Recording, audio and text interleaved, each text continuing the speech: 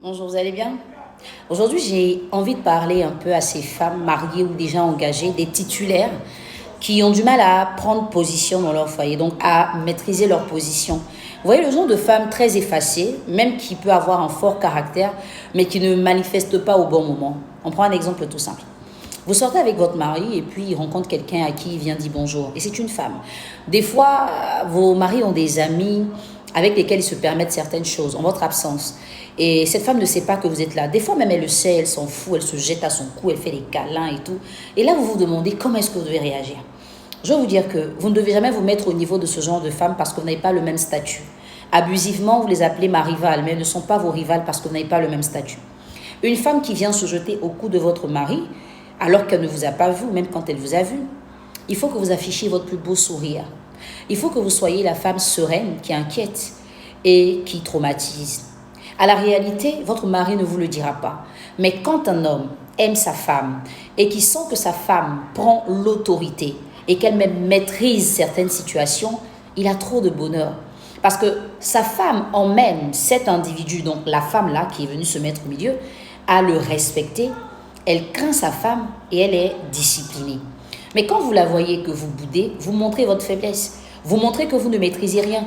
Et vous donnez l'impression à cette fille que votre foyer est tellement fragile que tout et n'importe quoi peut vous ébranler. La petite astuce, quand elle finit de sauter après votre mari, faites-lui un beau sourire et dites-lui bonjour. Vous allez bien? Si elle est belle, faites-lui un compliment. Et gardez votre sourire en tenant le bras de votre mari. Vous allez voir que les secondes qui suivent vont être très longues, très lourdes. Il n'y aura plus rien à dire. Parce qu'elle s'attendait à ce que vous soyez une femme boudeuse, une femme qui lorgne ou qui se dispute. Vous ne l'avez pas fait. Vous l'avez respecté, vous vous êtes respecté et vous lui avez montré sa place en tenant le bras de votre mari. Et par la même occasion, profitez peut-être pour lui arranger un peu le col de la chemise. Et puis, dites-lui, on y va chérie? Il ne pourra jamais vous dire qu'il ne vous suit pas. Ça, c'est quand votre mari vous aime. Ça, c'est quand votre mari vous aime. Ça, c'est quand votre mari vous aime. Ça, c'est quand votre mari vous aime. Quand il va partir avec vous, il aura beaucoup d'honneur. Parce qu'il va se dire, ma femme me maîtrise. Elle maîtrise la situation. Elle inquiète toutes les vipères autour. Et même cette femme, après, peut le rappeler.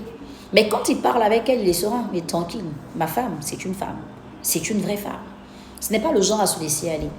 Et ne cédez jamais votre place à qui que ce soit. Je vois certaines femmes qui, des fois, en montant dans la voiture de leur mari, cèdent la place aux meilleures amies, elles sont assises derrière. Non. Quand vous êtes là, vous êtes devant. Si vous n'êtes pas là, n'importe qui peut s'asseoir devant. Quand vous êtes chez vous, il faut que vous preniez la position de la maîtresse. La maîtresse ne cède jamais sa place à un élève, même si c'est le meilleur élève de la classe. On se comprend.